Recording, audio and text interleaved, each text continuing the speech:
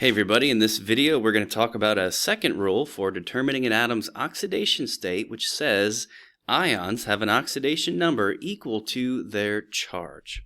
One common place that this comes up in chemistry is when an ionic substance has dissolved in a solution, and you'll see the ion formula written out with this little AQ, AQ, AQ, like we've got with these examples here. In that scenario, that ion should also have its charge labeled directly next to the symbol. For example, Na has a +1 charge. That means if Na has a +1 charge, that same Na also has a +1 oxidation state or oxidation number. Or chlorine with a charge of -1 has an oxidation state or number of -1, and the same thing for magnesium. You can also use this rule when you've got the formula for an entire compound written out, like CaBr2.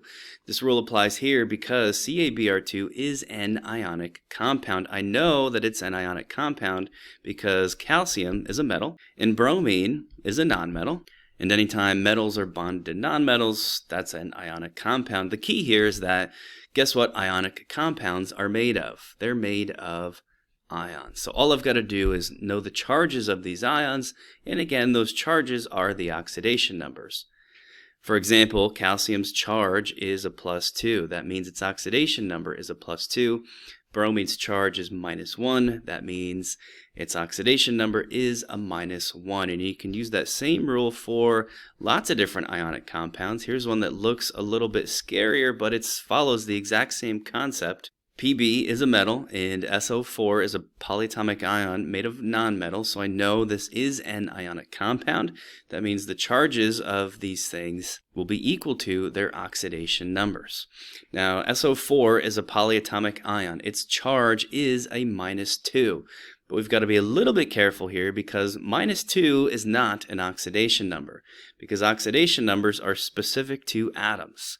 So sulfur has its own oxidation number, and oxygen will have its own oxidation number too. I'm not quite sure what those are. I just know that the total charge for SO4 is a -2. And we would need a different rule to figure out how that individually can get me the sulfur and oxygen's oxidation number.